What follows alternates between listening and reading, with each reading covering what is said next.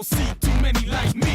Cause I am one of the reasons you do what you do when you wanna be me instead of you. Cause I am still on beat, showing love to the streets. Come on, you know me, cause that's who I am.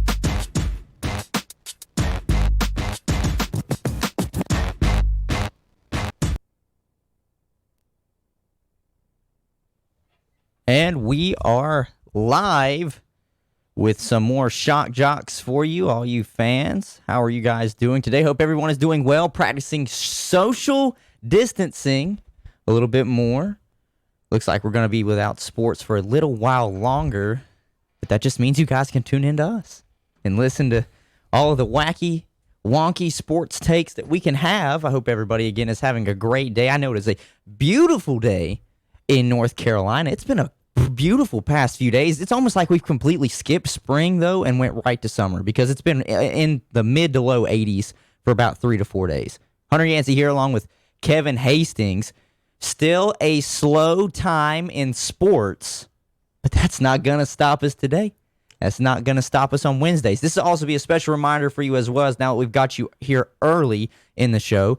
We are cutting back by one show a week, with there being, a limitation on what sports are happening right now and some of the stories we can speak on. We will be doing Mondays and Wednesdays instead of Monday, Wednesday, Fridays. So again, we'll be now doing Mondays and Wednesdays instead of Monday, Wednesdays, and Fridays. Kevin, how was your weekend?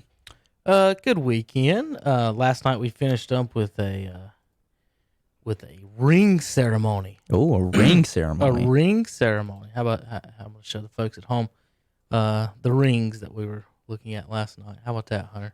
Ooh, those are nice. Shelby Golden nice. Lions ring ceremony last night. We held it on KTC Broadcasting. I guess I need to mute that, don't I? Where's that? That was for me. Okay. I was clicking to check on us. Okay. And yeah, that was me. Hey, stop. There we go. There we go. Yeah. This is the Shelby Golden Lions new rings that they last night we had a ceremony here in the studios for KTC Broadcasting. The Shelby Golden Lions gave away their postseason awards, and it really, Coach Wilbanks sitting here and talked about the whole season and thanked anybody and everybody that helped during the season, and so we'll congratulate them. So that was the big part of the weekend. After our Saturday show, Hunter, I took a nap. Yeah, there you go. With the doors open. I know, it was beautiful outside. Lucky a squirrel didn't sneak up on me. Could you imagine? Or a possum. Could you imagine just waking up and there being a squirrel right on your I chest? can see a squirrel getting in a house and just missing, or a bird. That's the one you worry about. The bird is the one I think that would be hardest to get out. We have a cardinal that attacks our back window right now when she sees her, or he sees himself, whichever one it is. It fights the back window. Cardinals are very aggressive. They're very I don't know aggressive. if you knew that or not, but very territorial, very, very aggressive. And I know everybody tuned in to hear about our bird watching breakdown. So we've got a couple of things to go over today, folks. We've got NBA, where they might pick up the season, maybe not. We've got NFL too early power rankings from ESPN. We've got Drew Brees and Sean Payton news. I'm not sure Hunter knows about either one of those. NASCAR iRacing updates and more. Of course, this is a great time for us to start a sports talk podcast, Hunter, right? And then sports shuts down. We started our podcast and we shut down all the sports. We were so good at what we do that everyone else just shut down. Exactly. Exactly. And see, this was so crazy. Just think about it. And all the networks are struggling to find something to talk about. They're just running a bunch of top fives, and they're running a bunch of old, classics that you can watch. They're rerunning Super Bowls and NBA championships. We're bringing you something fresh and new every day. So tune in. This is us. We're better than all of them. We're giving it a real effort. What's we're sitting here looking online, Hunter. People have time to do things now. Yeah. So it's interesting seeing some of the pro athletes get in on some of these debates, because if you look anywhere on the Twitter, You'll find people debating the top 5, top 10, top this, top that. Yeah. Today they had The Rock was on here talking about the Mount Rushmore of wrestling. That's our specialty. We Mount Rushmore every day, almost every day, about somebody, something. Yeah. We've done wrestling. Our wrestling Mount Rushmore was Hogan, Flair, Undertaker, and Andre the Giant. Of course, The Rock doesn't answer the dang question, Hunter. He gives 3. I don't know why people. What is so hard about 4? Everybody either wants to do 5, or we can only name. We only almost always nail 3. But it's we get to the point where 3 of them are agreeable, and the 4th one, it's basically your own choice. So he had Hogan, Flair, Stone Cold, and his Stone Cold's on mine, and he had about 3 or 4 nominees, including one of Zach's nominees, and I lean on Zach as far as the wrestling is concerned. I know a lot of it, but he's on point with all the old stuff. And see, I'm not a huge wrestling aficionado, right. But to me, where I was coming across with it Braun as Strowman's should be on your Mount Rushmore. Oh, no. It comes down to he should be on everything we say. You shouldn't even say a word. But Braun Strowman. He went to not with high school with you. He went to the same high school. Yeah. So that should be your answer. That should be your answer to everything. Yeah. Who's on Mount Rushmore? Braun No. My Mount Rushmore, to me, when it comes to wrestling, are all you have to say is like WWE, and they come up instantly. Right. And to me, Stone Cold comes up all the time. Stone Cold Steve Austin. You want a Stone Cold stunner? You want a 5-star stunner? See, to me, Stone Cold's on the backside. You would put him probably on tier 2. Yeah, he's on the backside with what the Rock said. Rock said himself was on the backside, and he mentioned some other ones. Honestly, Hunter, Stone Cold, he was nice and everything. I honestly, he may not even make my second mountain. Really? He may even be down to the third. For me, well, if you want to talk talking and entertaining, yeah, in his prime, The Rock was also there, right? And to me, The Rock is the best at that talking, the entertainment part. Him and Ric Flair were the best talkers I think they've ever had, and Stone Cold was there. He was just more in your face, like F you type thing, and that's what people love. Yeah. Let me put it this way. I don't have anything wrong with him. Right. I just don't see any, the technical wrestling. It was more like let's have a street brawl, drink some beers, throw them in the crowd. That's the entertainment value, so right that's there. when I put second and third, because there's a lot of other guys. Isn't it like his T-shirt Austin 316? See, I would almost put him and Goldberg on whatever tier you want to put them together. Because it was last week or 2 weeks ago, it was Stone Cold Day. It was Steve Austin Day. Right. 316. So you have to have something physical different about you, to me, to be on the top, or something... just something you were just Hogan and Flair were icons. Yes, Andre I can give you that. Andre the Giant was an icon, and the Undertaker. I mean, I don't know if there's a better character there. That was the word I guess I was character looking for, than ever, except Sting.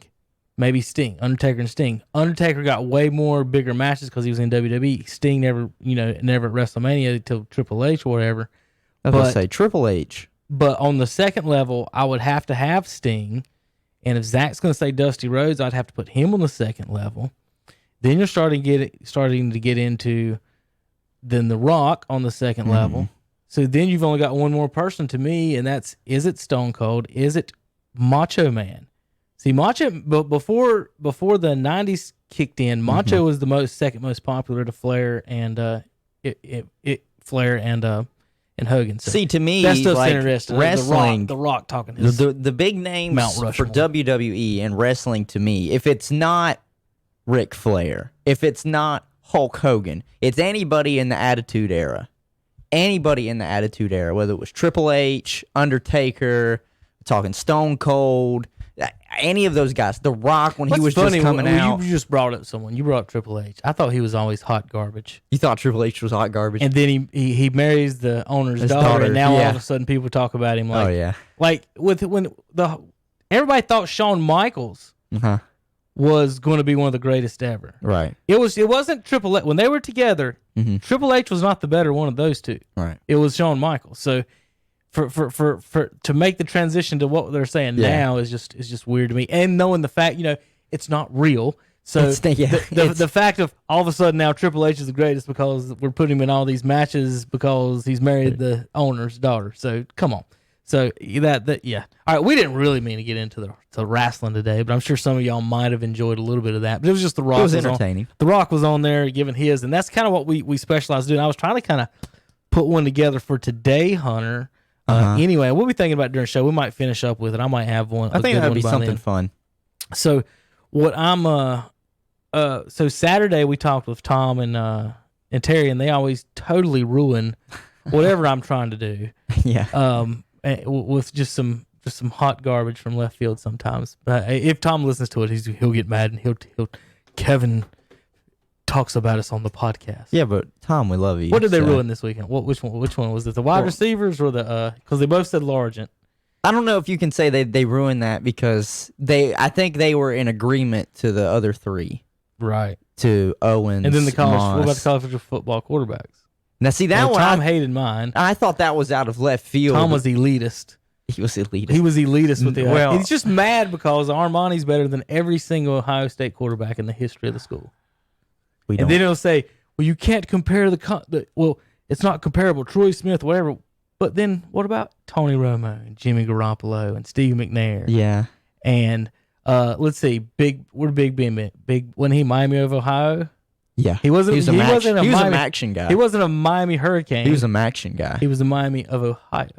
Yeah, but see, the one that came out of left field for me was Terry's. Staubach. I understand how great Staubach was in the NFL. Yeah, but this is college. This is college. And I was listening to somebody the other day. They were looking at the lists, that some people had compiled up for college. Mm-hmm. Oh, I know what it was. It was the Final Four for most valuable players in college basketball. Mm-hmm. And the Final Four were Magic, Bird, Jordan, and Shaq.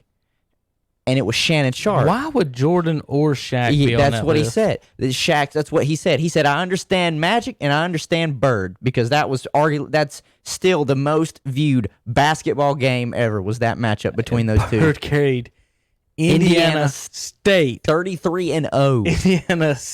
Indiana State champion. He said, I understand that. He said, but here's the Lou thing. Alcindor's the best. Yeah, that's what he said. He said, how can you leave off Kareem Abdul-Jabbar? Right. He said at the time, of course, Lou Alcindor said, but he gave that up. It's Kareem Abdul-Jabbar. He said a lot of these guys, or a lot of people that vote on this stuff, you can't look at what they did in the NFL because we're talking about college. Right. And I think that's, to me, I'm not going to say Terry can't say that. That's great. But to me, I was like, okay, Roger Staubach, that's pro. Like, he's arguably one of the greatest Cowboy players of all time. So, but when you think of Roger Staubach, you don't think of Navy days. You think of the Cowboy days.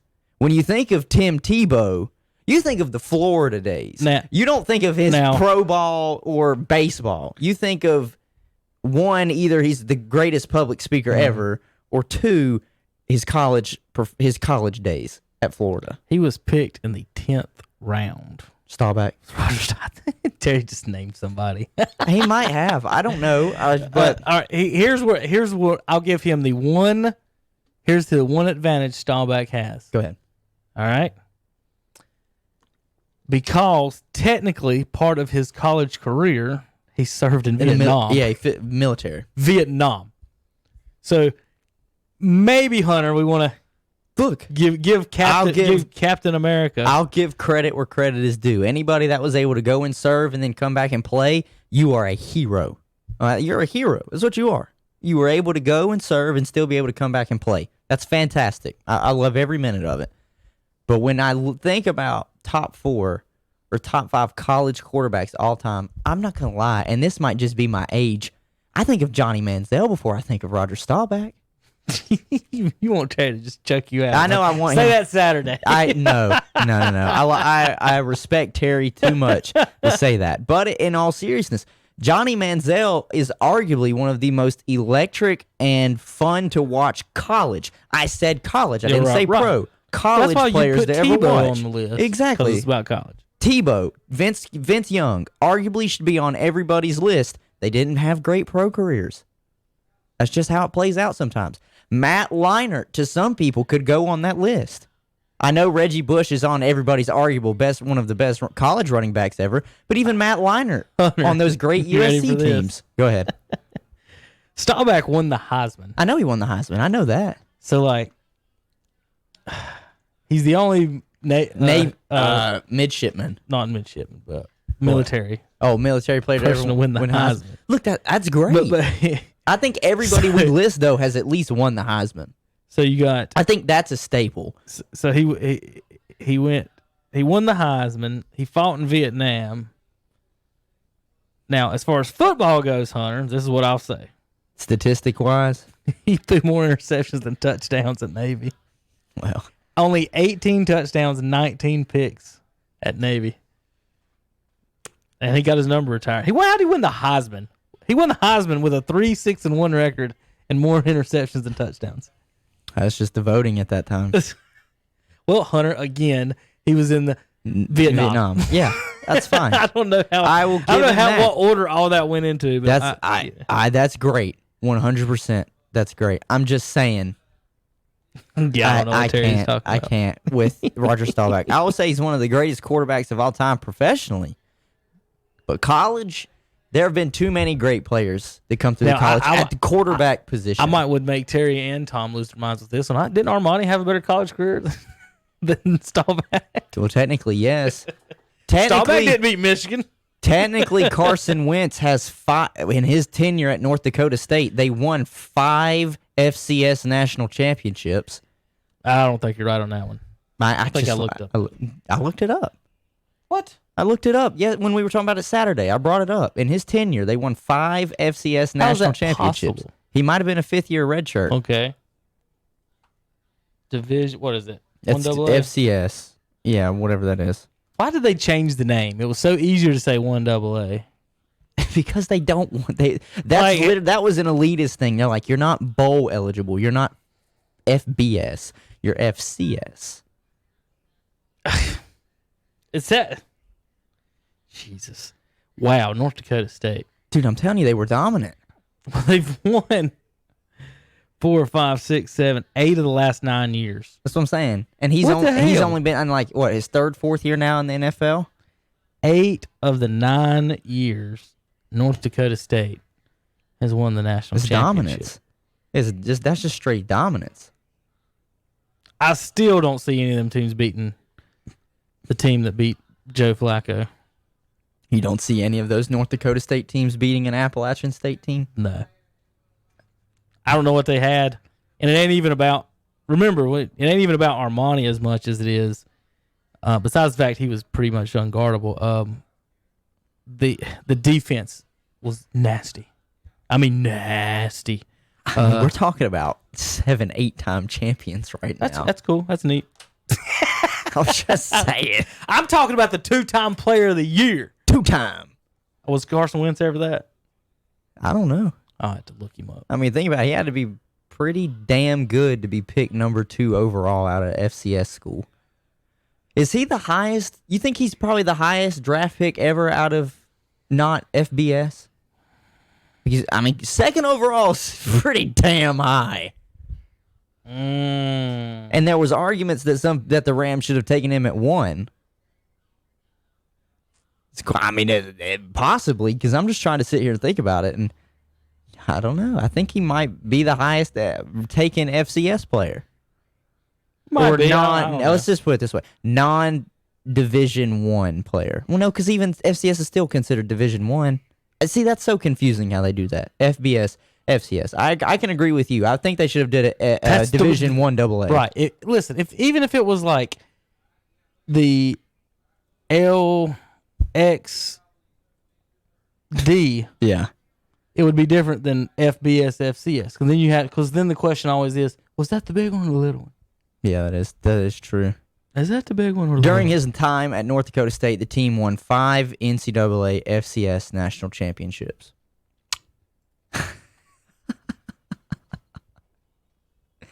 Good God, man. Listen, if they Five. would have let Armani play for 5 years, he would have won 5 too. I don't know if he did. Well, think about it. He couldn't play for 5 years. That's not the point. It's not that, but I understand that. So that's. So Hey, how about this, Hunter? uh-huh. Quick Mount Rushmore.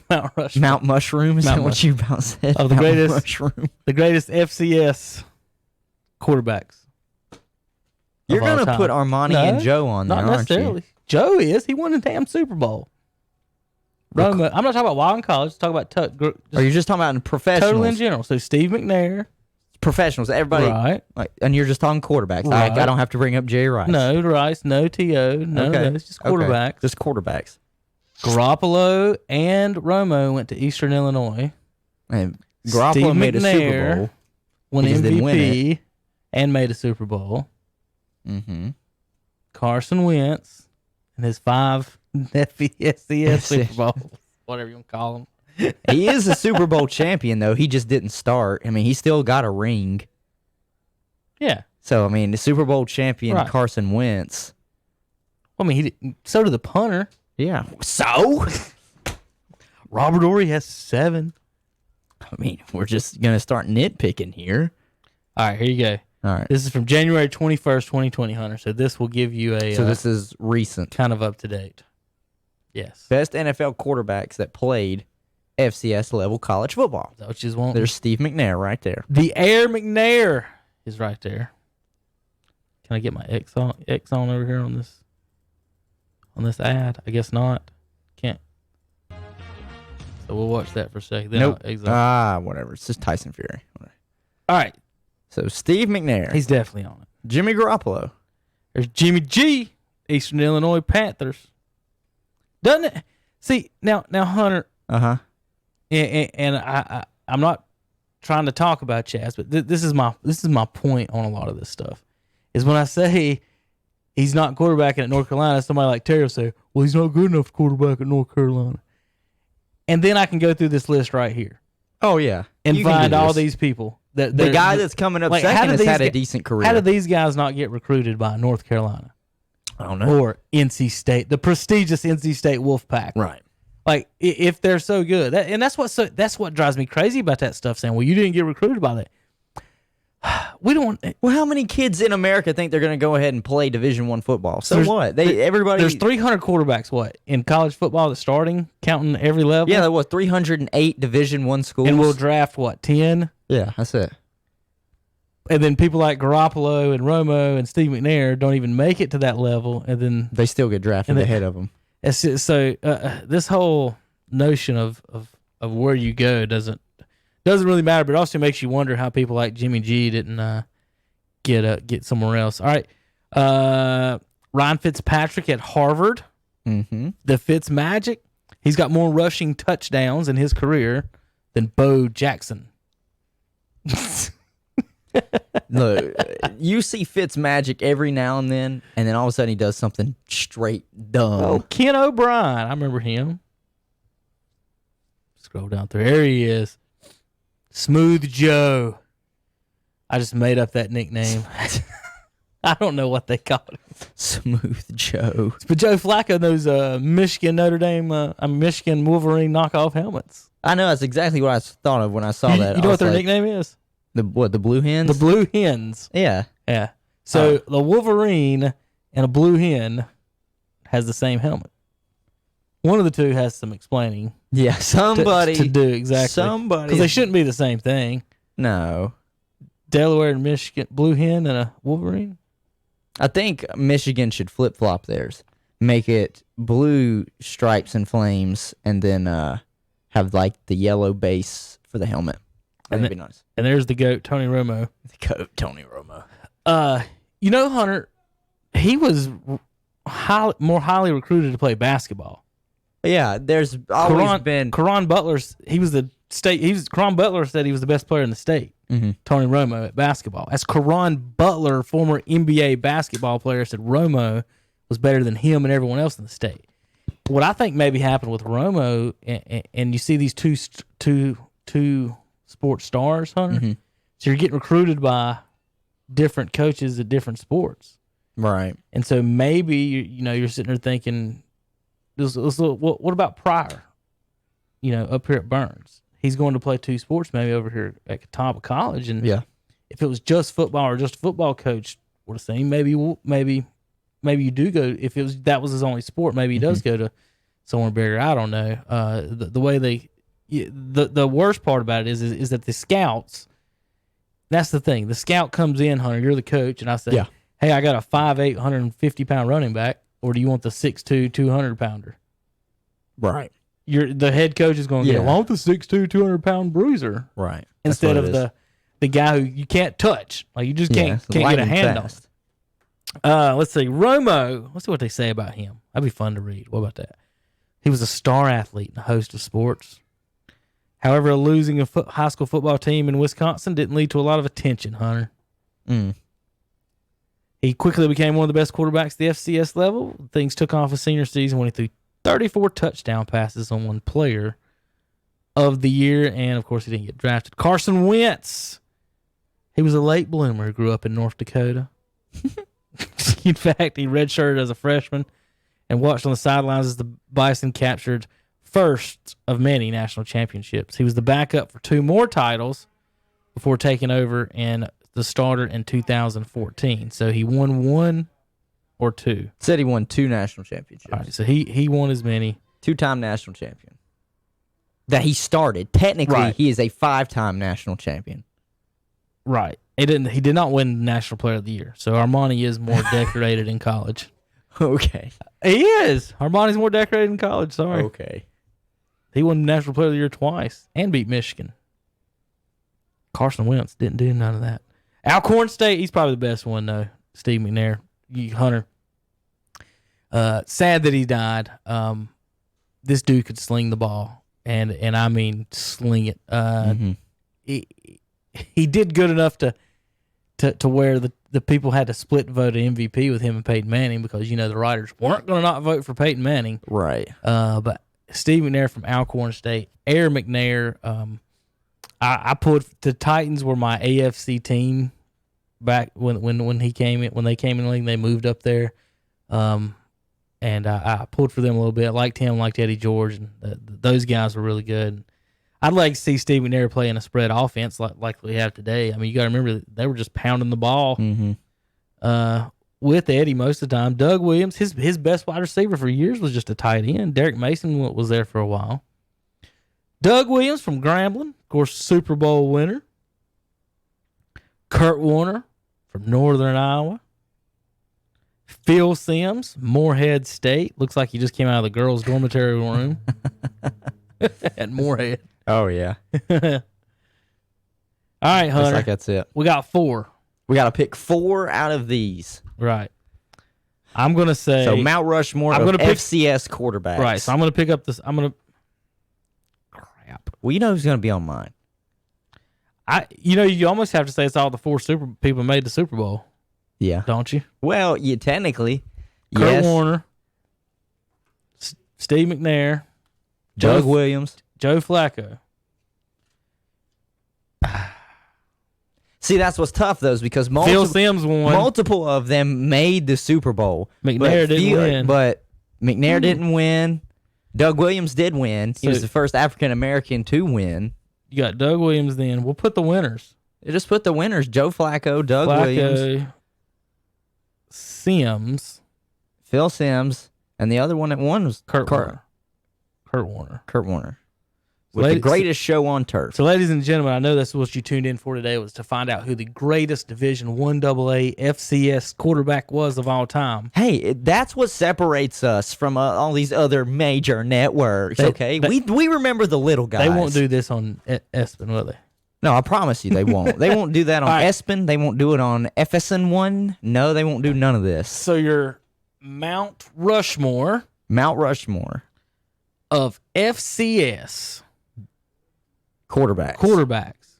Now, this is what they accomplished lifetime, not in college. Because if it's in college, we've got to redo the list for Wentz and Armani. I was going to say, Wentz and Armani would be on there. Wentz and Armani's on that one. We need to do that. But I don't want to get into details right now, reading everybody's we would have to. Yeah, we would be deep diving. It's definitely Armani and Carson at 1 and 2. Wentz. And you can argue between the two.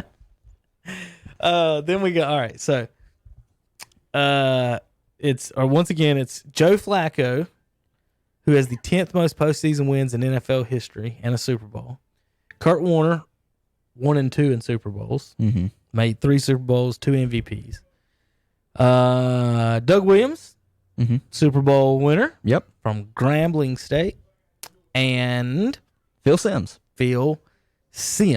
winner with the New York Football Giants. Hunter, just a side note is I would like to see, I've always wondered, and I know the answer. Yeah.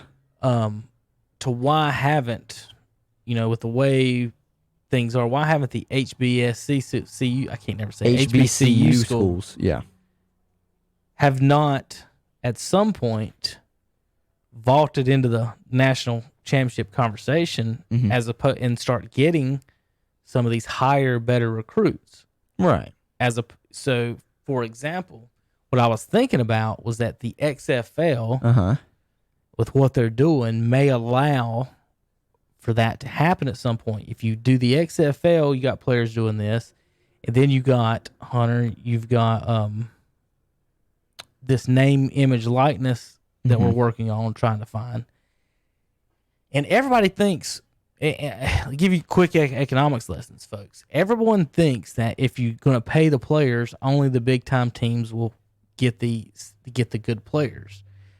That is not how it's going to work because there's so many teams. So if and back that up for a second, Hunter, do the same top 10 to 15 teams are in the top 10 to 15 every year, no matter what? Anyway, right? Are things equal? Like anyway? me and you could sit here right now and probably list. Close your eyes. We could pick the top 15 for next season, and you would, without ever knowing who played for who. And and this would be early too. I could do it. I could pick the AP preseason poll right now for the top 15. Well, didn't I do that last year before the season started? And I missed 3 of the 15. You missed like 3. That was it. 3 out of. So and I didn't know a single player on the team. 12 out of 15, and you just guessed. You hadn't watched it. You don't watch college football. So what would people be upset and mean by the rich will only get richer? It already happens anyway. If you're a North Carolina Tar Heel fan or NC State fan, you're not winning the championship. You're not going to be considered in the top 15. Somebody asks you later. You have to go undefeated and get into it. I could tell you right now, probably the top 5 for next year. Off the top of my head, AP. Number 1's either going to be Clemson or 2 Alabama. Those 2 are already. Clemson, Alabama, Ohio State. Yep. Georgia's going to be either 4 or 5. 4 and then 5. 5 really can be a toss-up between anybody. Every year. It's every year, those 4. So 5 could be Oklahoma. So now let's get Oklahoma, one of the Big 12 teams. Oklahoma. Now let's give an example, Hunter. So let's say LSU pays. There's another one I could have named. Let's say LSU pays Joe Burrow $10 million a year. Yeah. Well, the next recruit in the next draft class wouldn't necessarily be able to sign with Alabama because are they going to give a backup quarterback in college $10 million a year to be a backup and learn? No. So then you would stop some of these dynasties changes and transfers as far as, all right, the kid that's going to Luke May's little brother. Yeah, he just decommitted from Alabama to North Carolina. All right, the kid. No. Was it from Alabama? Yeah, he decommitted from Alabama. Or was it Florida State? Who's there now? Sam Howell is there now. He was going to Florida State. He decommitted and decided to go to North Carolina. Luke May's little brother was going somewhere else. I think it was Alabama. And it was, you're right. Yeah. And changed to come to North Carolina. Now, if we back up that train and North Carolina's already paying Chaz $5 million a year to play quarterback, neither one of those come to North Carolina. Because they wouldn't be a starter. Why would May come to North Carolina to be a backup? Yeah. At or $50,000 a year you would get for being a backup, as opposed to Alabama getting $5 million a year. So that's my point. Is that, and that was reversed. Is what I'm saying is that if there's a salary, even if they put a salary cap, whether they put one or not, Harvard's endowment, Hunter, is $1 billion. Okay, with a B. So if you put that comparatively, if there is no salary cap, you can pay your players whatever you want. Well, here's the thing. So the smaller, more private schools who make more money, Duke, can easily sit there and say, Duke could pay they could just pay Joe Burrow $30 million and pay everybody else $50,000. Yeah. See what I mean? See, it's one of the, it's the so thing. it's going to spread out. It would make smaller schools be more competitive in the recruiting Alabama market. couldn't pay every single star. They That's what can I'm get saying. every star now on defense. They can Yeah. get 10 stars that are going to NFL.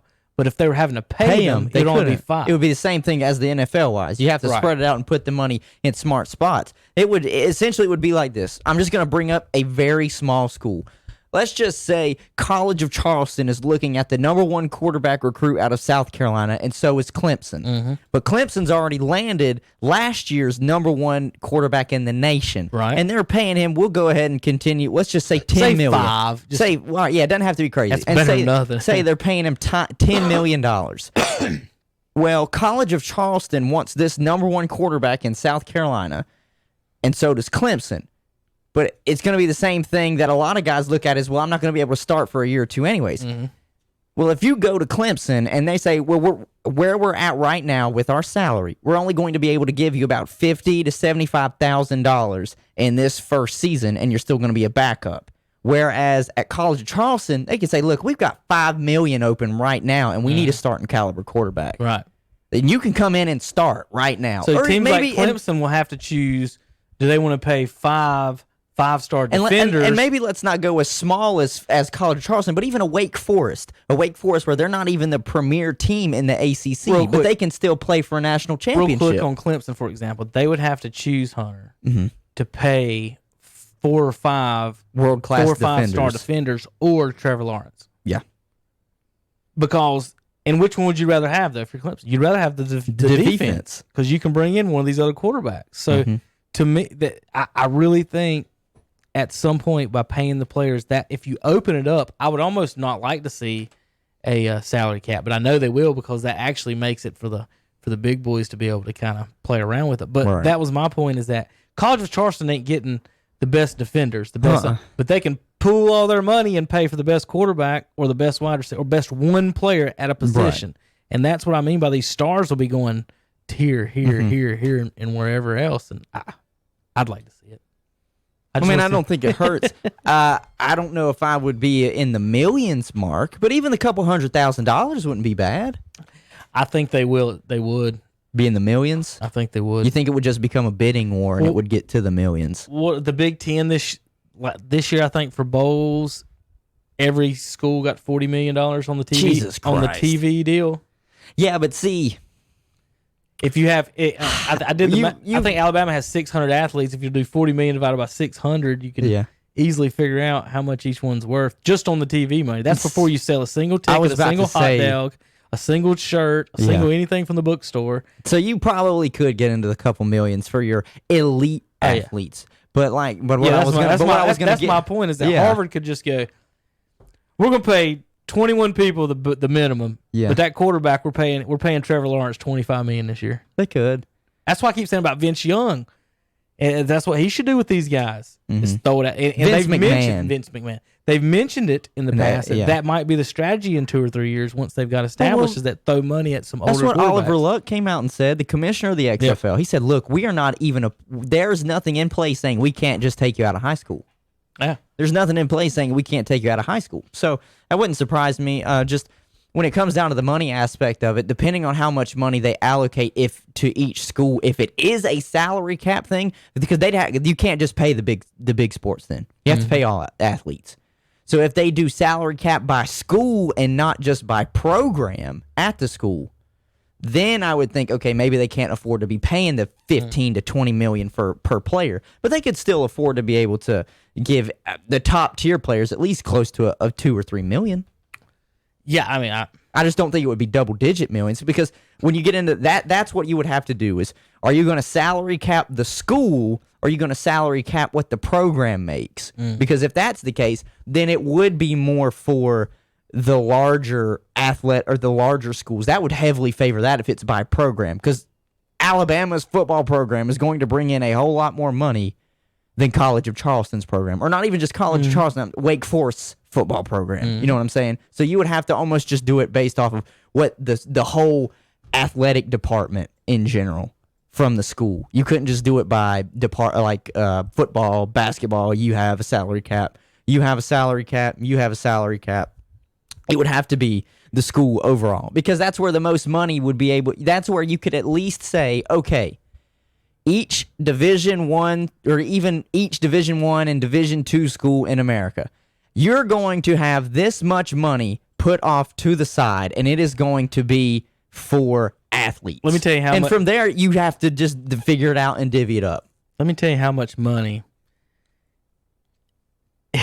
Hunter, you're just talking about this, the little guys and the big guys. You mentioned Wake Forest, Yeah. right? Yeah. How many national championships and success? How much more success has Alabama had than Wake Forest on the field, on sports in general? Just in sports in general, a lot. Okay. A lot, because the University of Alabama is strong in softball. They've got their SEC got a good baseball program, and football, of course. Alabama is king. endowment is $885 million. So that's how much money they got sitting there in their bank. You want to know how much Wake Forest was? Did you see that when I clicked on it? I thought I did, but I didn't know who it was. Wake Forest is almost double the money Of Alabama. that Alabama has. $1.37 billion with a B dollars, which means Wake Forest can buy all of Alabama's players if they want. They could buy Alabama. Right. They could That could be. they could buy Wake the whole Forest. they could buy the whole They university. literally could buy the university and say, you are now Wake Forest of Alabama. They could buy the whole university, Hunter, and still have $600 million left over. Money's stupid, isn't it? When How you much is think- available Think is about and stupid. just think about how much money Alabama has gotten over the years through the football stuff, and it's still pay. And this is what I mean by the small guys will be able to play, because it pales in comparison to the private university money. $1.37 billion in Wake Forest. Come What's on. Duke's? Well, Imagine. Like, we're just thinking, obviously, with schools here in North Carolina, but is it even for public record? it might not be. Wake Forest, they put it out. Oh, I probably need to put Duke University. That will show me Duke power. Yeah, I probably need to. Oh my God! Holy crap! Hunter, They could buy multiple universities. folks, I'm gonna pull that up on the screen. Folks ain't gonna believe me. Just look. $8.6 billion Duke has. And you wonder how they got Zion Williamson to not come to go to Clemson or South Carolina, Hunter. $8.6 billion. And you want to know how much that is? Alabama only has $800 million. Y'all see that 0.6 on Duke? That's how much Alabama has. Duke has no, it's 9 into 87. It's a lot. 9 point something. 9.5 times more money than Alabama does, and they haven't sold a. It's ridiculous. They've sold what 1/10 of the football tickets that Alabama has. Yeah, but they've got the all they've 5 done is national basketball. championships in basketball. Right. Now, what if they split that money up between 12 people in basketball? They'd be the highest paid players ever. What is? You could pay. Jeez. Let's quick look that up real quick. Duke student athletes. We're intrigued now. Well, Hunter, at $8 billion, they have 650 student athletes a year. Why are kids paying tuition at Duke with an 8.6 billion? They ought to give free. Honestly, Duke, with that much money in the bank, should give North Carolina students free tuition, or at least in-state kids? tuition. Yeah. Absolutely. Like a college, like a regular In-state. university. Yeah, school. absolutely. Well, what are you hurting? $8.6 billion. Dude, and here's the thing. I think people also forget. It's, unless you actively go out there and do it, it's tough to spend multiple millions of dollars and just run out. Like, unless you actively go out here and say, well, I'm going to spend this million on this million on this. If you just live your normal life, it's tough. We're talking about $8.6 billion. $8.6 billion, and the government just put out $2 trillion. All right, Hunter, you ready for this one? Go ahead. Duke, Yes. with that money, Uh-huh. now remember, they're going to keep selling tickets, right? And Yeah. T-shirts and Yeah. all this stuff, right? Yeah, still bringing in revenue. So if Duke just said, you know what, for the next 13 years, Mm-hmm. we can pay every student athlete, not basketball player, not football player. For the next 13 years, Duke can pay every single student athlete at Duke University. Ready for this, Hunter? Mm-hmm. $1 million a year. For 13 years, Duke can pay every student athlete, that's the volleyball player, the softball player, every single one, $1 million a year for 13 years. So that means if you're a student athlete and you go 4 years, Hunter, how much money you make? $4 million. And you get that shiny, that piece of paper they say it's worth A so diploma. much. It ain't worth $4 million. No, it's not. So that's how much. Technically- if Duke just said right now, we're going to use all the money we have to pay all the athletes for the next 13 years. What's Duke's annual tuition a year? You'll try to figure out how many students could go to free for that? No. I'm not just doing that. What you're saying, basically. So their annual tuition each year. I'm just saying basically is they could pay every student So athlete $1 million. that's $55,000 a year to go to Duke. Mm-hmm. So you're looking at over $200,000 that you spent for that piece of paper. Mm-hmm. Those athletes, that's nothing if you got $4 million. That's nothing. You could have $4 million or a $250,000 piece of paper Or $250,000 in debt for that piece of paper. for that piece of paper. For that piece of paper. $1 million to go to play sports there. Now I just did it. And I want by you, and I me. want you to think about that too. And we're sitting here talking about all the athletes as well. You've got these kids going to learn to be doctors at Duke University, one of the most prestigious universities in the United States for medical, and they are coming out in debt up to their ears when the school itself literally could be paying for them to come and learn how to be doctors. And what the school could do as well is whittle it out if they're not quite there, if they don't quite make the cut. That's fine. You don't have to keep spending all the money on the people just because they think they want to come and be doctors. If they don't show the skill, that's fine. But there are these kids that are going, what is medical school? Probably another 4 or 5 years on top of that $250,000 in debt. You ready for this one? Go ahead. They could pay. I did need to divide that by 4. We've turned into an economics class now. I know all of a sudden. We've turned into money. That just shows you we need sports, people. With that money in the bank, they could decide. Are you ready for this? Uh-huh. That we could pay full Tuition. Yeah. for 4 years, not just one per year. For 4 years. For 4 years. So a full student's tuition for 4 years at Duke. 38,000 students. What's their student count right now? That's what I was about. 15,000.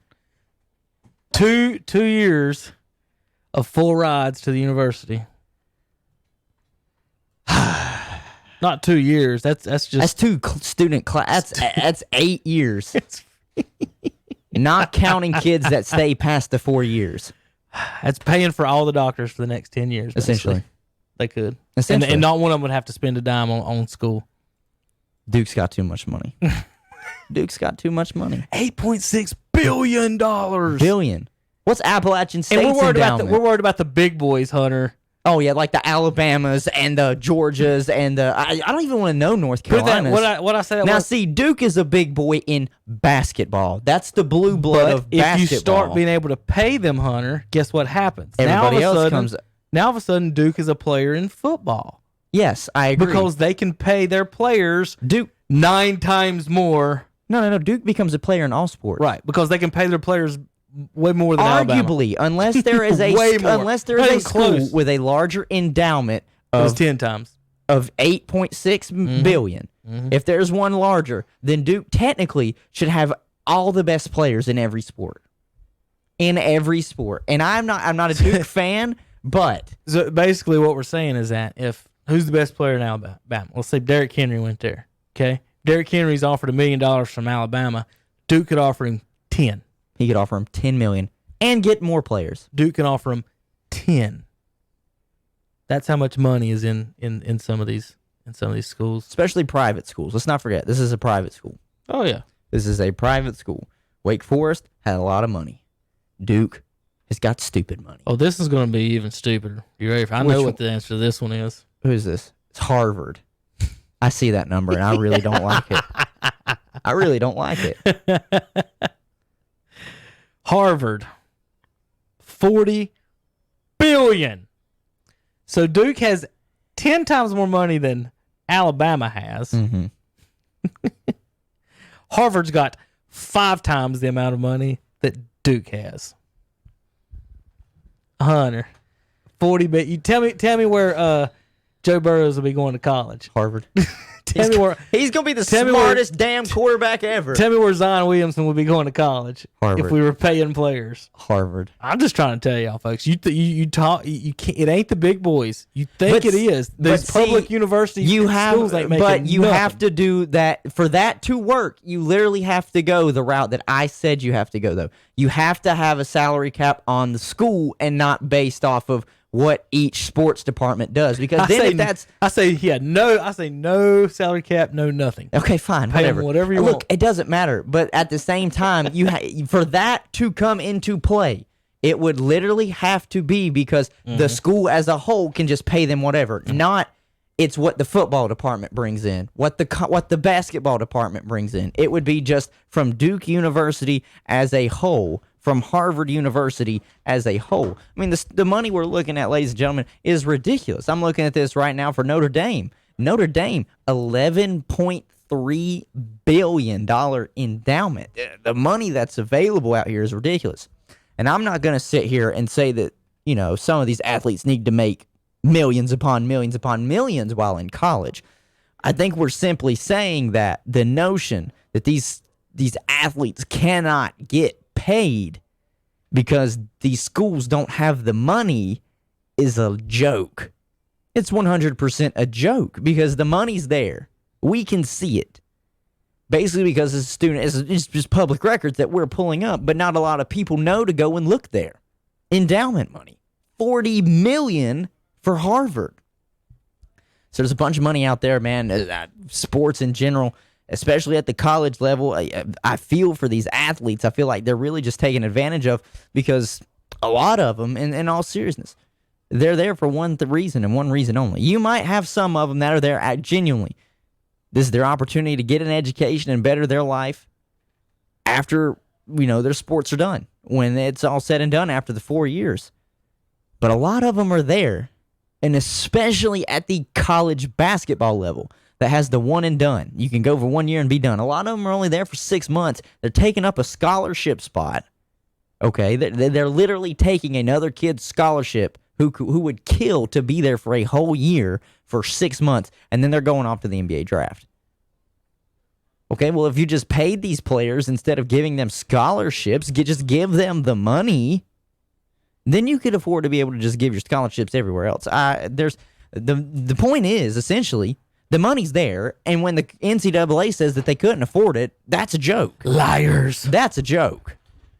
It just comes down to how much are you going to be willing to pay these college athletes? Are you wanting to pay them like professionals? All right, Hunter, let's switch over to the NFL. Let's do this for fun real quick. Sean Payton Yep. and Drew Brees had an interesting past couple of days. Yeah. Did they? Yep, Sean Payton on the internet. Okay. He is answering fan questions about plays, and he's drawing them up and explaining to them for fans on Twitter. I like it. So you can learn the Saints plays on Twitter. I like it. It says he first started when he saw a request for pull it up here, the story here. We saw a request for people to post their favorite all-purpose concepts of empty formations. I quickly drew one up on paper and took a picture of one of our plays and posted it. And then from there, it just continued. Here's some of Coach using some of her. He's even explaining their calls and names. They're Their packages here are named after sandwiches: Jimmy John's, Club, Stack, Quizno. This one's called Gun Bomber's Right, 352Y, JOXX Lucy. You got all that, Hunter? Yeah, I got it. I'll run the play. He said Jerry Rice mastered this option route. Great compliment, especially after Jimmy Johnson did the quarters coverage. I guess Jimmy started that. But there's just a little bit about Peyton on that. So what I wanted to mention also is Drew Brees. Did you see him on Twitter yesterday? I did not see Drew Brees on Twitter. Almost stepped on a baby rattlesnake. Oh, on his run with his kids and dogs and everything. Dude. And that could have been bad. Yeah, he posted on the internet about the rattlesnake, and Sean Payton commented, "How about we find a different route?" Yeah, I think it's a smart idea. There are no rattlesnakes in the YMCA. There are no, that we know of. But you can't even go to the YMCA in some of these places. That's true too. So you just gotta work with what you got, and he's got to buy a Peloton bike. Right? Yeah. Oh God forbid Something. He's got to buy a Peloton bike. We know he won't be able to afford it. My word. If Peloton was smart right now, they would be signing up some of these athletes. Oh yeah, just for marketing, have them on there. For marketing standpoints, yeah, they could really sell. If Peloton technically was smart, they would use this opportunity, run a promotion, lower the price, and they would essentially make back what they lowered the price for. Mm-hmm. Because so many people are looking. I'll be honest. The other day, I went to Walmart looking for just a kettlebell, maybe like a 20, 30-pound kettlebell. I can't go to the gym now. I still wanted to be able to do some sort of physical activity at home. It's not just body weight. That whole section was sold out. What's it really? Dude, I don't understand. That, like, they are weights, everything home exercise gone. Home exercise stuff is gone because people are realizing, they're going to be stuck at home what seems like for another month or two. That's just how it's going to be. So if you're Peloton or if you're some sort of, I don't know, do they still make Bowflexes? I don't know. That's a good question. I don't know. But any type of in-home gym routine thing, this is your opportunity to jump out there, run a promotion where you lower the price because you're going to sell so many, it doesn't really matter. Because people are going to, one, they're bored and they're on the internet a lot right now, and they're just internet shopping. That's exactly what it is. And if you put sale or deal beside anything, it's about to be gone. And two, you have people like me who did end up going to a Walmart. I haven't checked many more Walmarts because that made me really mad. But all of the in-home weight equipment was gone. So Peloton and anybody else, you heard it from me, and I want 10% commission. I gave you the idea. You heard it from me. All right, Hunter, let's go to the way too early NFL power rankings. Way too early. And I want to actually start. We ain't going to do them all. I just want to do the bottom. Okay. Everybody talks about the top. So what, we're going to do like the bottom 10? Till we get to the Panthers. They're going to be closer than you think, probably. And the Redskins. They're going to be a whole lot closer than you think, probably. Worst team right now, they got the Bengals, Hunter. You still feel that way? I'm going to say yes, just because I know what Joe Burrow can do. I was about to say, I told you, we're not going to be far. What if they just did this in reverse order, and I'm just going to waste my time right here? It's easy. Let me see, listen, Detroit 30th? No, it's Jackson. Oh, God. All right, look. So 32, Cincinnati. For me, is that a good place for them? Yeah, because I still don't know about their head coach. I do not know anything about what Zach Taylor can do, so that's fine. Washington at 31 out of 32 teams. Okay, that's fine. They don't know exactly what they're going to get out of our quarterback situation, but I can promise you this: we might have the best defense in the NFC East. So that's fine. That's completely so feeling fine. The defense. We're filling in the defense. All right, Jacksonville's at 30. They traded Calais Campbell, Bouye, and Foles. Yeah, they unloaded Marcel Darius. They unloaded everybody. So, yeah,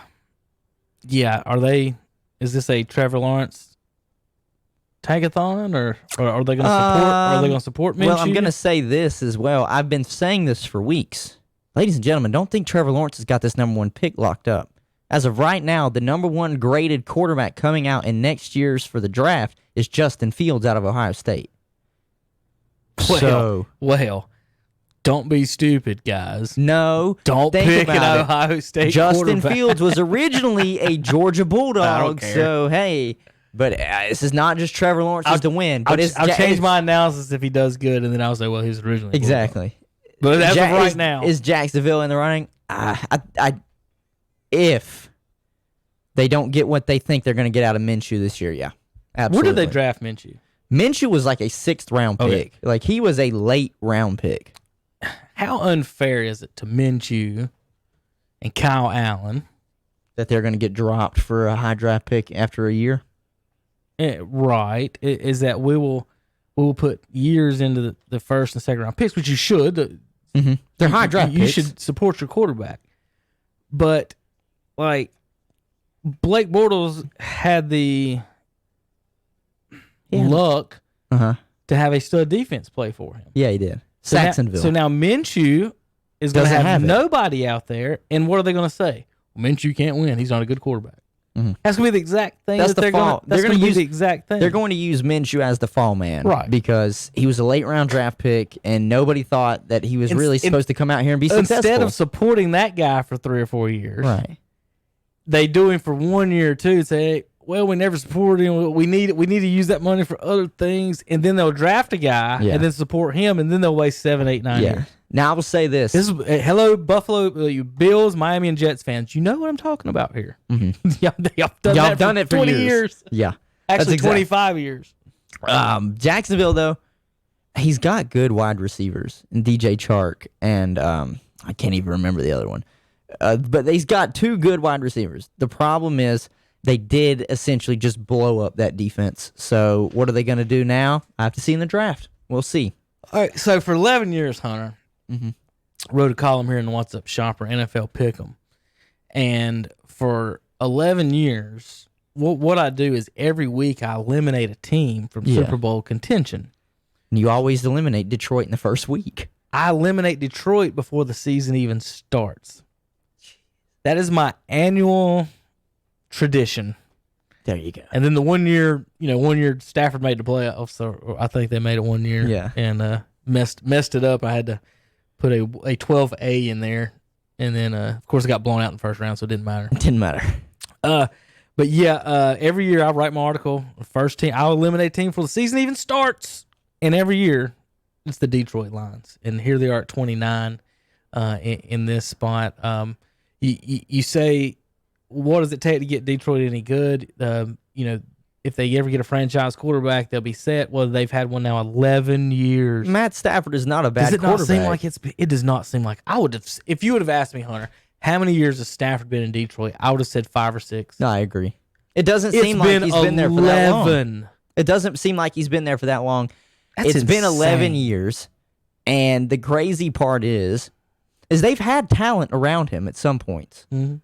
They just, I don't know if it was the coaching aspect. They had Jim Caldwell for so long, and they could just never get over the hump. Now they've got Matt Patricia, who's basically blown up that whole locker room.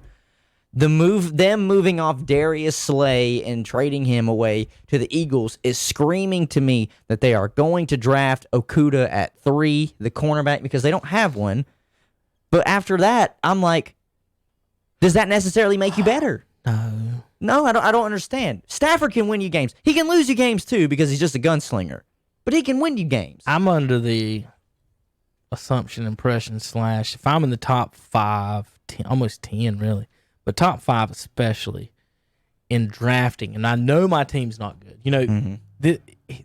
If your team's the Spurs when David Robinson missed the season, that's different than your team being the Charlotte Hornets every year. Right. So, for example, how many was it last year, the year before, wasn't one of these teams just missed because they had a quarterback out or something like Pittsburgh would get a high draft pick or something? Pittsburgh last year, they just missed out on the playoffs essentially, and Ben Roethlisberger didn't play. Right. He was hurt. The Giants are sitting at 28. And then our Panthers, our local team, sitting at 27. It says, yes, the Panthers are in the midst of a complete rebuild under new coach Matt Rule. And this was what I was getting at. Minshew, is Bridgewater getting a fair actual fair shot in this. Hey, he's getting a shot to start, and you can't complain about any shot. Well, they got to him start. for 3 years. Right. And if they want to move off of him, that contract It's is basically not 2 guaranteed. Yeah, 2 guaranteed, 3 years at $20 million, and essentially, like, it just hit me. That contract is lovable by any other team that would want to move for him. Oh yeah. If Carolina has an absolute down of a year and has an opportunity to get, Lawrence or Fields or a quarterback that they would love out of college, they can move off of him at any time because any team would take a starting caliber quarterback at that price tag. So is he getting a fair shot? I truthfully think he's getting a fair shot because it's going to be his team to run the first season. And if he has success, then they know they struck gold. The problem is the fans are going to look at the record, and that's what they're going to think. I see they got him mighty. But you know what I'm saying? Yeah. They're not going to look at, well, maybe Teddy Bridgewater put up the good numbers. Maybe he had great passing statistics. He didn't throw a lot of turnovers. He had touchdowns. But they didn't win. Mm-hmm. And winning in football, everything comes back to the quarterback. I know, a lot of people would say they've done the complete opposite with Cam. They've said he doesn't have anybody around him, that's why they lose. But for every other quarterback in the league, if they don't win, it's the quarterback. And I feel like that's what could be coming for Teddy Bridgewater. All right, so what else with Teddy is if, let's say they don't do good these first 2 years, does Tepper, he's giving him a 7-year deal. This ain't like... Oh, Matt Rule? Yeah. When does he start thinking about Tepper? And then let's say after year 2, Hunter, they've come in last or next to last 2 years. Right. Okay? After year 2, you got Bridgewater on a 1. You've got your coach still with 5 years left. Do you say, Coach, get you a new quarterback, and then now you got 5 years, or you better find something right and get it done within the next 2. And you either got to keep Teddy or get something brand new now. So that's my question: is where the Panthers going to be in a couple of places in 3 years, either dead last or competing for first because they've made a bunch of right decisions, and you may be looking at a complete change of coaches and quarterbacks again in 3 or 4 years. I'm just wondering, where would Tepper say? If Tepper's going to say, if y'all have struggled these 2 or 3 years, is Rule going to say, well, I haven't really had my good quarterback. Here's the thing. Can I get a couple more years with another one? Here's the thing. I think Tepper is the big question mark in all of this. And it's because, after I've said this multiple times, whether it was on our Saturday show or whether we were in here with Zach, if you listen to him talk, he's got some Jerry Jones in him. He's bottom line about everything. He's bottom line. He's like, I want to win. He said, if you asked him to basically, if he knew the dollar, would he pay it for a Super Bowl? He would say yes, like how Jerry Jones said. So for me on David Tepper, what I think it's going to come down to is, does Tepper still hold true to him some of the morals and roots that he had when he was in Pittsburgh? Pittsburgh's only had 3 coaches in their career. So if Tepper has any kind of roots still in him from what he learned being with the Pittsburgh Steelers organization. The Panthers, Texans, Jaguars have all had more coaches than the Steelers. That's what I'm saying. But that's what I'm getting at. I'm saying if he has anything, then he realizes he can't be like the Browns, a revolving door every year for coaches and coordinators, because then you'll never have success because you're not trying to build anything. Now, if Matt Rule after 3 or 4, I think at minimum you give Rule 4 years. Out of the 7, I think at minimum you give him 4 years, because then you can at least show as well to other coaches that are on the carousel, maybe looking for a job, that, hey, I'm okay with giving you an opportunity to try and prove yourself, to come in and try and establish your culture. We're not just going to be a one and done with you and kick you out like Cleveland has literally done for the past 3 years. Like, no firing during the midseason. We're going to let you come in, work, try and get your guys established, and win. If he does that, then I think the Carolina Panthers will be in a decent spot, and they won't turn into an NFC's version of basically what the Cleveland Browns were doing, where they were just coaching carousel every year. Somebody new coordinator, new coach, new GM, something, every year. So if Tepper can do that and just show that he is not impatient and Jerry Jones-ish, I think they got an opportunity. You get free agents from two things usually: money or winning. Mm-hmm. And winning, I think, is the biggest part. Just look, everybody, how many people have been reported to have picked up the phone and called Tampa Bay to go and join the winner in Tom Brady and quarterback stability. Mm-hmm. Big time free agents don't go and sign with teams. Byron Jones signed to Miami for money. He didn't sign down there to win. Yeah, he signed for money. Well, he signed for He money. signed there to win anything. He signed in for money, Miami. and I think he did sign underneath maybe the impression they're drafting Tua. Well, Maybe. But even then, that's a rookie quarterback. I just Tua. I don't think he's going to be any good. I think he's just. First of all, listen, I'm the same way. The coaches don't give lefty quarterbacks any leash whatsoever. The only lefty quarterbacks have played extensive time? Vic and Steve Young. Is there anyone else that's played extensive time? Scott Mitchell got a few years. But other than that, I might be missing somebody. Are there any lefties starting right now? Tebow got a quick hook. What did they used to say about Tebow? They used to hark on him. His throwing mechanics. Motion. Lefties throw different than righties. Was he left-handed? Who? Byron Leftwich. No. That's just his last name. Shit. Was Byron Leftwich left-handed? I feel like there was a left-handed quarterback that Ken Stabler won the Super Bowl. Maybe. I think Stabler won two, maybe. I mean, Michael Vick is going to be the number one. That was the other this. guy I won too. Stabler, I think, got one. Yeah, there's Ken Stabler. Boomer Douglas, Esiason made two. Jim Zorn, Boomer Esiason, Steve Young was left-handed. If Chasserat was right-handed, he'd still be playing quarterback somewhere. Probably. I swear, Hunter. Mark Brunell was left-handed. They don't. People. Michael Vick. Everybody you look at left and you just. Chris Sims. It looks weird. That's what people say. Is it looks weird? It's just not Matt right. Leinart was left-handed. He had a great college career, but it didn't play out in the pros. Tim Tebow, great college career. If you're good enough to be, see, this is what they didn't like. They didn't like that throwing motion because it was almost a baseball overhand throw. Kinda. He would tuck his elbow. Elbow needs to be. It was too long. Where's that? That elbow is pretty high. What you want is your elbow higher to get on top of the ball. Elbow low, like Cam. Kellen Moore, will make offensive coordinator, will make you rise it. Right. You can look at all the lefties. Kellen Moore. He went from, hey, he might be Romo's success to 2 years later, he's the freaking coordinator. Yeah. Like, what happened to Kellen Moore? Kellen Moore is the winningest quarterback in college football history. Is he really? Yeah, at Boise State. He's the winningest quarterback. I mean, and he's offensive coordinator. So Tua. Look, to me, it's the injury-prone thing. I cannot. You never played a full season in college healthy. I can't do it. If you expect to be healthy in a league where they're literally all elite talents and they can get to you with ease, I'm sorry, I can't do it. You were running around in college, getting injured. If you try and do it in the pros, it's not going to work.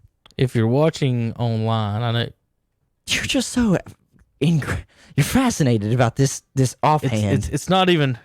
It's such an issue, Hunter. It's it's like when something's out of place in a room, or just something's not right to you, and it just bothers you. That's what Tua's throwing is, and it's not his folks, not his passing ability. It's his offhand. Look at his offhand. What in God's name is that? That is that's the creepy handed dude from the scary movies, Chris Elliott, the I don't know, what is he? The butler that does everything. Right. Look at it every time, Hunter. What is that? What is this thing? He's clawing this joker. Like, oh, this one is a good one. It drives me nuts. I mean, honest to God, people are laughing at me. I would not pick him because of that. Like, why would you pick him? Like you like if you see that and then see the other guy you got to choose from, I'm probably going to the other guy. I don't even have to look at tape. I don't have to look at anything. I have to look at that. That's all I have to look at. Is that hand right there? Man. Why, I don't know, Hunter? man. I don't know. Just why? Why would you do? Well, I'm gonna get my camera. Where am I at? Why would you do this? What is this?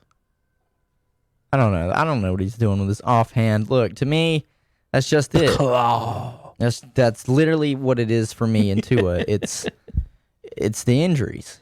Yeah. And it's, the hip injury is the major one. That's a big injury. That's a damn big injury. Bo Jackson didn't play. And he's got screws in both ankles. Look at this. It's not just one picture. It's every picture. I'll be honest, I don't like his throwing arm either. I'm not a big fan of his throwing arm either. Is it not good? No. Here. Somebody made a very good point. He said the talent that Tua has could be breeze, but he also could just be straight bust because of his injuries. If he comes in and gets hurt, will he just be able to play even a single full season? We've asked that. Cam's a big dude. Yeah, and he's been hurt. Right. And this is a small guy. Let's not act like Tua's a big guy. He's maybe 6 foot, 6'1". And he's maybe just over 200 pounds. Joe Burrow is like 6'3", 6'4". Okay, and you're showing everybody the creepy hand guy now. Look, Tua's hand, Chris Elliott and Scary Movie. Tell me that's not the same thing off this offhand. Look at it. Look at this. Look at his hand. What is he doing? What is this? I know. That's how it can be for me as well. It's just this one is good too. It's just strange. Looks like this is what he sounds like when he gets hit. Look at that. Hit. Oh God, defensive end hit me. Oh man. Look at that hand. Let's get to some NBA. I can't. You had to bring up the hand. I did have to bring. You had to bring up the hand. You said Tua. I know. You said Tua. So we'll slide over from NFL. Why does your hand look like this in Chris Elliott's Scary Movie too? Someone, can I tag Tua in that? Maybe. You think I could get a meme going? Maybe. Honestly, Hunter, that would be honestly one of my dream jobs. Is to be a memer? To just make funny memes about sports. A professional meme god. Right. Tell me I couldn't do a good one with. Well, do with it. Chris and Tua. Do it then. Yeah, but we're shadow blocked by the man. You have to pay now. To do what? Just to get your name out in the world. Oh yeah, whatever. Let's slide over now. We've talked some NFL. We've talked some college football, and we started off with wrestling. Let's slide over to the NBA. It's because everybody is trying to push for a reason for the NBA to come back and get started. I get it. I'm doing the same exact thing because, well, I need sports. Todd Marinovich was left-handed. I know you don't know that story, but he was like the most highly touted quarterback coming out of USC in college back in the days. I forgot he was a lefty. Sorry, go ahead. The hefty lefty. Oh yeah. One of the notions that is being thrown around, or more, I should rename that to one of the ideas being thrown around, is that the NBA starts up and takes back off at a centralized location. That means it's just going to be played at one place. The rest of the games, all of the teams played at one place. All of the teams are going to be in one place, one hotel, with one medical staff, really, or all medical staffs working together, and all of the games will be played in one arena with no fans. So that's essentially what they are trying to do. I don't know who put out the idea, but one of the names being thrown around for one of the places to go to where they would do these centralized games at is Las Vegas. I can understand why they would say Las Vegas because that's where they do a lot of the Summer League games. I think they played at UNLV. No. No? No. You don't want it in Vegas? That's not why they would go there. They want it because they want the gambling? No. What is the NBA players post-game nightlife known for? Okay, whatever. Listen, you're not getting 30 teams to agree. Oh, yeah, Where to go play in, where- Memphis. I think they should go. That's a great choice. If they're going to go to an NBA city, they need to go to a more remote location. OKC, Memphis, Denver. Well, they're trying to get high. That's a huge city, though.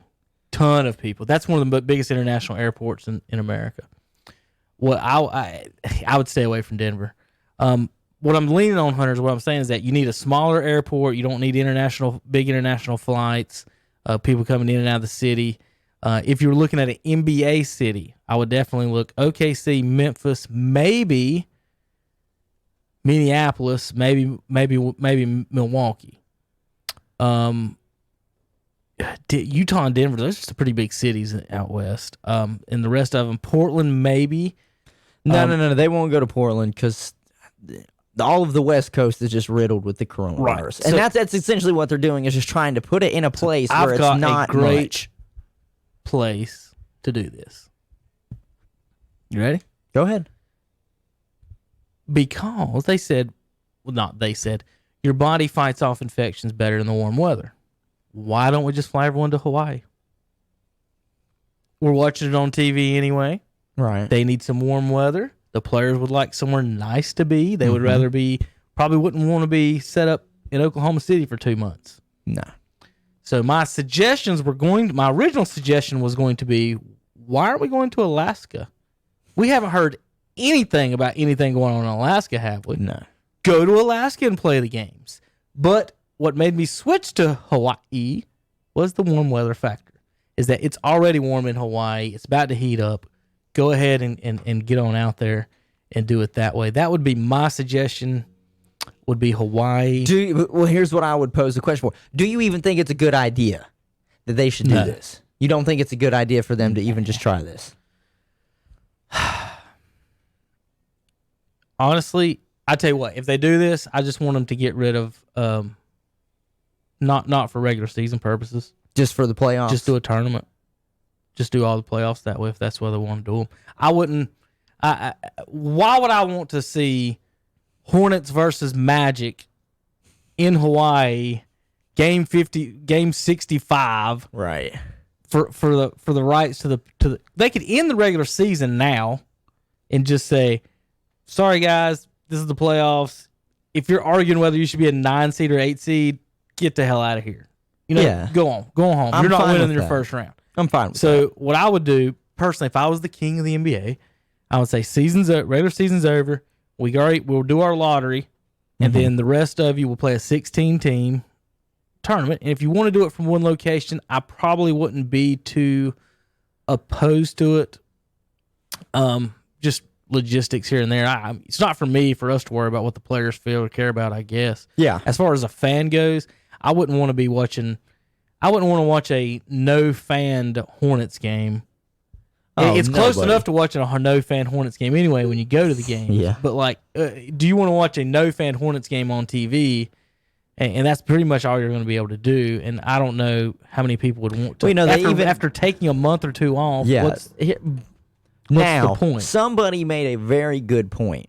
It might have been Chris Broussard or it was another NBA analyst.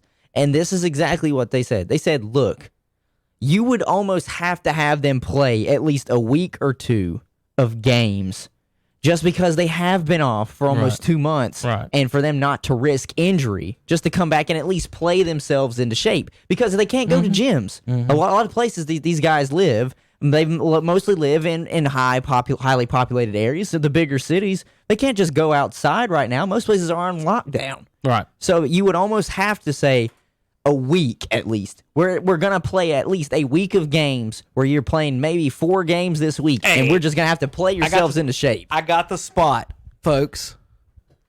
I got the spot. You have the spot? I've got the spot where we can play.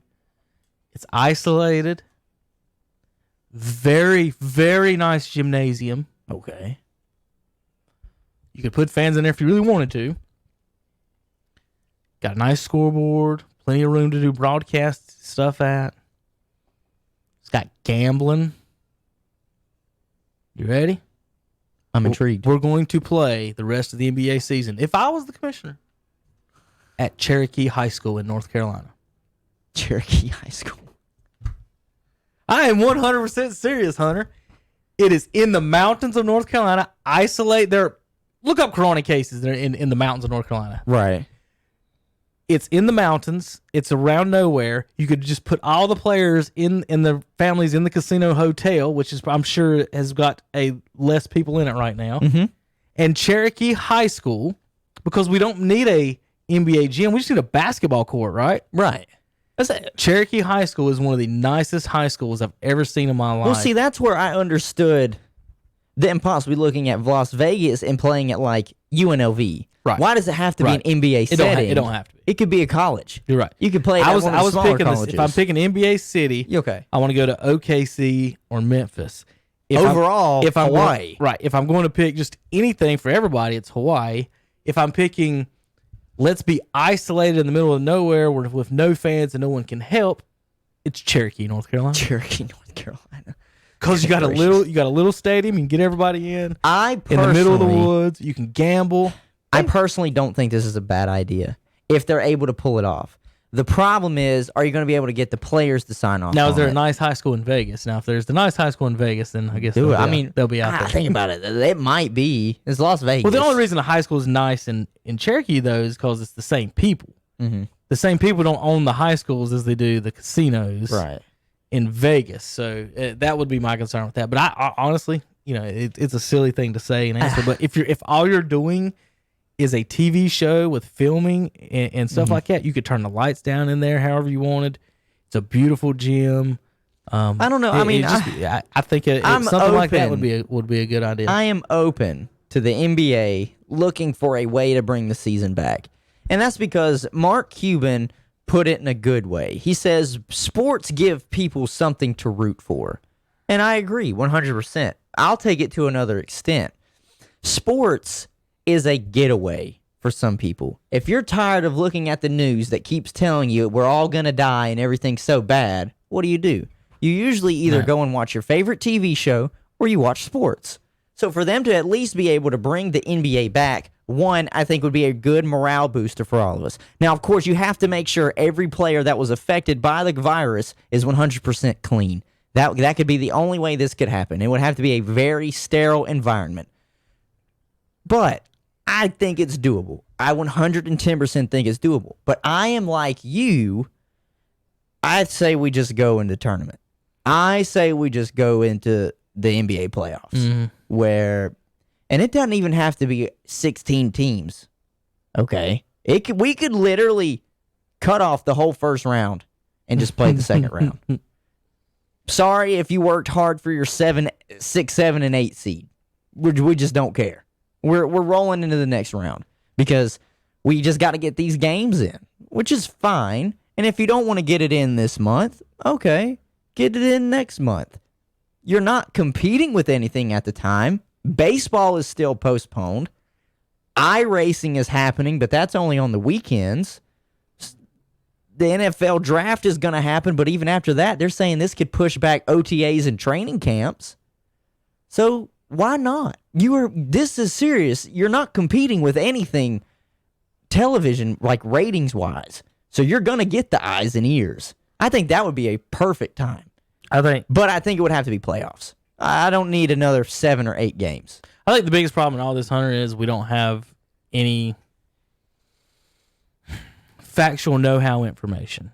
You're 100% right that sports bring people together and give people the things to do. Mm-hmm. When 9/11 happened, that was the number one thing that had people and brought people the Yankees back together. Game. What was it, Yankees-Mets game? Mm-hmm. And George Bush comes out there and throws the opening pitch? Oh, absolutely. In football, that was during the football season. So they didn't cancel games. Right. They played.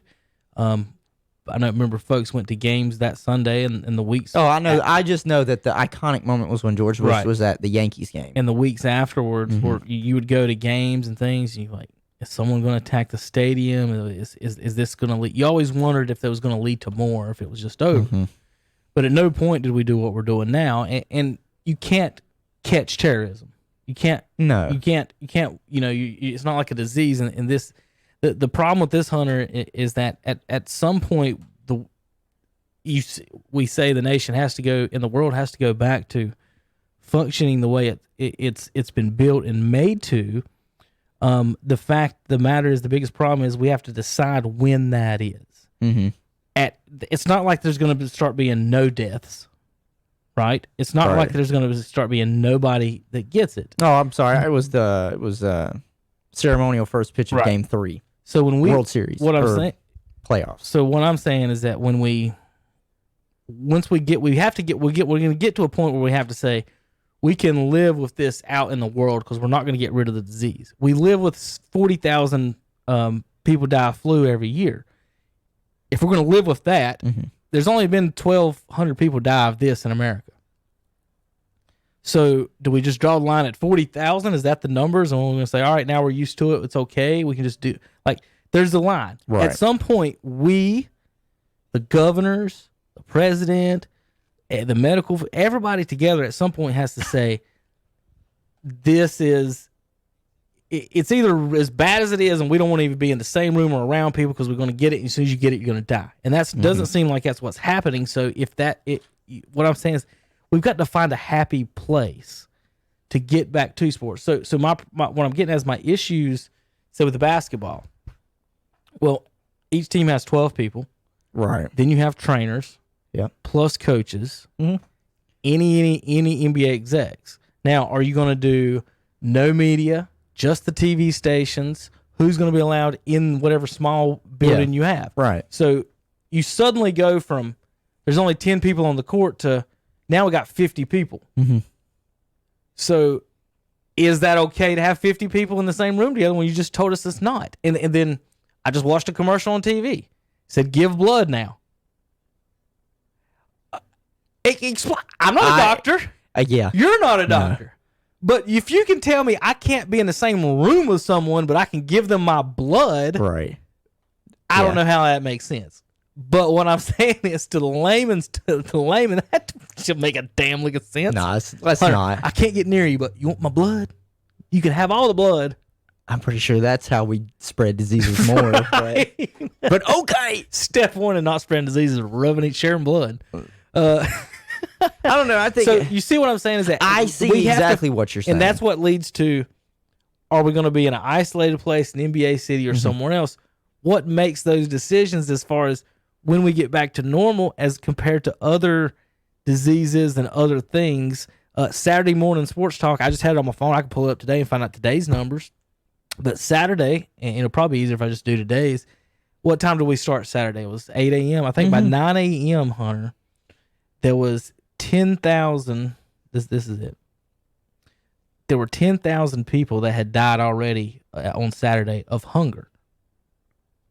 Right? All right. So here's you go. Today, this is a. I don't know if you've ever heard of this. You ever heard of this website called worldometers.info? This is where you can go get all your like lifeline stats, the coronavirus stats. You can break it down by country. They break it down by food, environment, the reason people die. So this is very interesting. So let's go real quick up to the top. World population, deaths today. 106,000 people have just died. Period today. Okay, 20,000 of those 100,000 that died today already died of hunger. Hunger, not like disease, not murder or anything else. 20,000 people so far today have starved to death. So with only 1,200 people, 1,400 people that have died in the United States from the disease, with all this stuff added together, Hunter, where do we start drawing the line? Someone has to, like, whether it's medical, presidential, governor, someone has to say, you know what, guys, now's our chance. Or it's either that or everything's just going to have to just stop completely.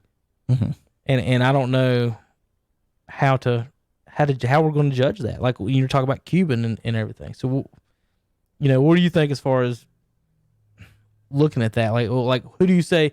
Because they don't want to get sued. They don't want to put 50 people in a stadium. Right. 2 people get coronavirus, and then the world say, y'all weren't safe. Y'all spread it to everybody else. And that's the issue they're going to have to deal with. They can't play in hazmat suits. It is an issue.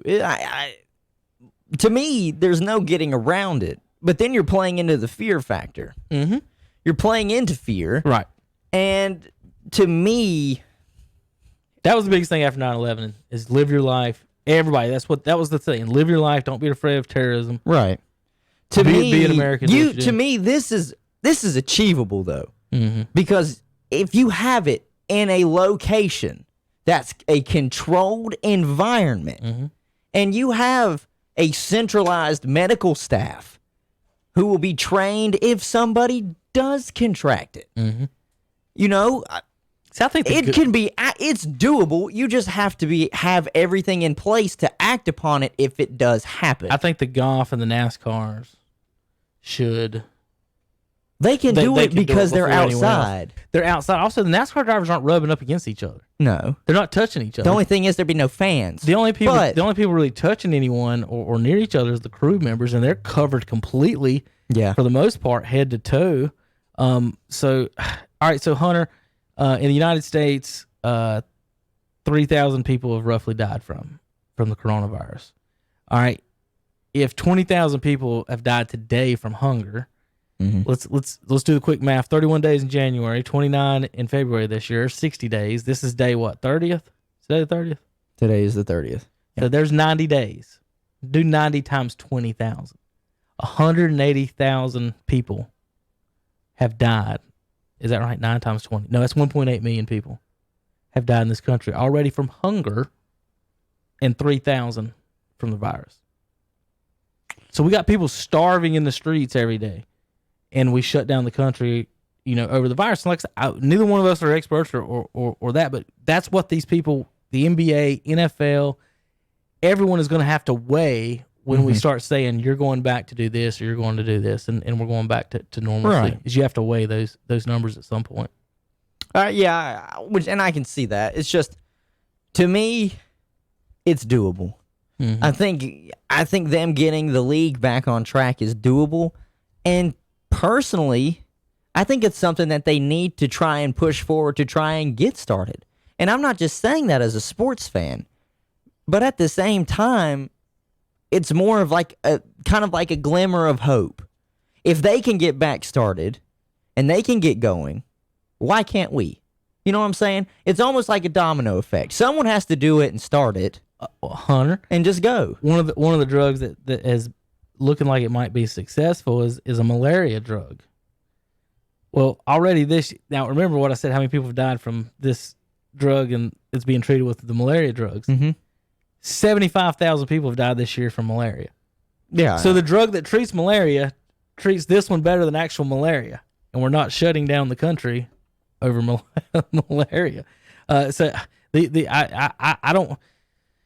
I feel bad for the guys in charge because you have to make a sound business decision, the right business decision, and also the right public decision to get, and everything has to be right, or things in every industry is going to go wrong pretty quickly. All right, Hunter. I had one more note I think that we hadn't really got to. The NASCAR, we can do that Wednesday with Zach. I wanted to make sure I got all the specifics down with that. Yeah. Looking through. Nothing there. NBA. I got you. I got a little quick trivia for you before we go. How about this? Mm-hmm. Some baseball trivia for Hunter Yancey. I won't, and this is just kind of random, really, more than anything. But there are some big names, and I don't know why you'd even pick a name. So it's kind of a stupid question. So I'm kind of just killing myself here. Right. I've got a tweet of the most home runs hit by inning in Major League Baseball history. Okay. So first, 6th, 7th, 8th, 3rd, 9th inning. Okay. And extra. So when? And extra. Are you talking about when Right, the most when. home runs are hit in an inning? By a person. Which player? What person? This is getting too specific. Okay. So what person right hit the most home runs in the 5th inning in Major League Baseball in the history? 5th inning in Major League? Okay. This is specific as shit. I can't put it That's any why other I told way. you can't guess at this. Most home runs hit per inning. All right, extra innings. I'm gonna give you this one. and then we'll work down the list. Okay. I'm so confused. So extra innings, then we're gonna go inning 9, inning Sure. 8 is okay. Sure, all right, frick, do it. Yeah, they have really no relation to each other other than two of them are pretty interesting. Okay, go ahead. Extra innings, the most home runs in Major League Baseball in extra inning history. Say hey, Willie Mays. There you go. Now, you got to think, Hunter, the most home runs per inning, you got to think the greatest home run hitters ever are probably on these lists. Yeah, they're gonna be on this list. So but- this is who we're talking about. The most home runs in the 9th inning. Is it Mr. October? Nope. Dang it. Babe Ruth. Okay. He must have got better as the game went on. Willie Mays Hayes, not Hayes, but Willie Mays, has the most 8th inning home runs as well. So he's Okay. got the 8th and the extras. The 7th inning with 99 career home runs in the 7th inning, Hank Aaron. Okay. 6th inning, Mm-hmm. who played shortstop, 111 home runs, A-Rod. There you go. 5th inning with 87 home runs, King Griffey Jr. I'm pretty much naming the stars of the home run list. There right? you go. 3rd and 4th inning, the king of both of those, Barry Lamar Bonds. Okay, I can see that I'm gonna skip the 2nd inning. because it's out there. Yeah, the 1st inning. Uh-huh. With the most home runs in any inning. This is the king. This is the champ. This So is he's the got GOAT. the most home runs out of all of them. Per inning, in any inning. And it's in the 1st inning of the game. Okay. 150 of them. Whew. Albert Pujols. There you go. So these are the names on this list, huh? Uh-huh. Mays, Ruth, Aaron, A-Rod, Griffey, and Pujols, and Bonds. There's 7. If I'm picking 10 home run hitters, there's 7. There's 7 of them. McGuire might be the other one in there, and then a couple others here. So who's in the 2nd inning? Well, I want to get back to Pujols real quick. Okay. He has 150 in the 1st inning alone. I mean, Mike Trout has total. He's like 280. So Pujols in 2 innings, Babel probably has as many home runs as Trout does in his whole career. Jesus. All right, the 2nd inning. It's a tie, 2 people. Do we know either one of them? You know, you've actually seen both play, I think. Okay. One of them's a little older, and you may have been 1 or 2 or 3. Okay. But you know who he is. And Right. the other one may still be playing now or just retired. Okay. So name the first one. Both of them with 72 second inning home runs. The king, which one you want, the older guy or the newer guy? Just give me the first. The one that I may have been little. Freddie McGriff. I know who Freddie McGriff is. And I didn't see him, And the other one, but I know who it is. Adrian Beltre. Hey, look at that. Adrian Beltre. They both had 72 home runs in 1 inning. So the most home runs hit in the 1st inning is Albert Pujols with 150. Beltre and McGriff in the 2nd inning have hit 72. Bonds in the 3rd and 4th has hit 102 and a 100. Bonds, A-Rod, and Pujols the only ones with over 100 in 1 inning. Now, there's probably some in the 1st inning since Pujols is at 150.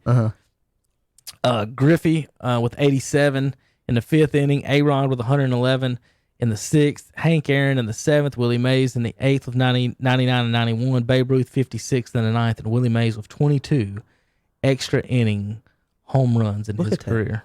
Look at that. And what's cool about that list is that only a couple names were repeated twice. Bonds was on there Mays. twice, and Mays was on there twice. Other That's than it. that, everybody else was just out there. I like that one, Hunter. That's actually a really cool little tidbit. So Trout has 285 total. Pujols has 150 in the 1st inning. Hey, We got two different players. We got 8 other. Two different players. You're 100% right. Albert Pujols and Mike Trout. Delano DeShields are 2 totally different baseball Oh, players. Mark Lemke Man. and Mark McGuire are not the same. Okay. Is that right? Yeah. All right, Hunter. Anything else today? I think we did a pretty good job with today's show. I want to leave you with one last picture of one of my favorite Cowboys of all time. That is Ed Too Tall Jones. Good God. Golly. I don't know what you feeding him, but he is too damn big. He retired. Shout out. He retired Rush Hour. during the middle of his career Sounds like Jordan to do. twice. Wait a minute. You know what he did? Wrestling? Heavyweight boxing. Oh, really? Heavyweight boxing. Hunter. 6'9", 271. I don't want to see him. I don't want to see him. How big? Now this is a serious question. So he was 6'9". How big? 6'9", 2 what? 271. How big's Tyson Fury? I don't know. Because Tyson Fury is real. I turned my computer off. I'm sorry. All right, so he was a Golden Glove fighter in Tennessee. He won 6 professional bouts, 6-0 with 5 knockouts. Ooh, that's a heavy hand. That's a heavy hand. Ed Too Tall Jones. That's a heavy hand. So Ed Too Tall Jones. Man. Retired for 2 years, went 6-0.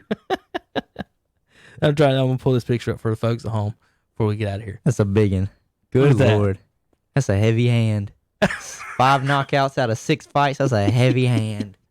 6'9", 270. Woo! Look at that. I mean, Brock, the quarterback for the Rams, is at his belly. All right, folks. Man. We're going to wrap it up with that, I guess, unless Hunter's got anything else to add for the day. That's it. All right, folks. Have a good day. Hunter's going to end it with a yawn. Ed Too Tall must have been exciting for him.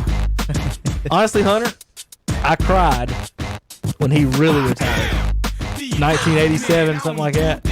I remember laying in the bed. I was very upset when Chipper Jones retired. That was the first. I didn't even cry. I didn't know what retirement meant at that time. I never in my life knew what a retirement meant, and that was it hit hard. It did. That and the Herschel Walker trade were the 2 hardest hits I've ever had, I think. Well, thank everybody for watching. We'll see you guys Wednesday on Shock Jocks. Kevin and Hunter, KTC Broadcasting.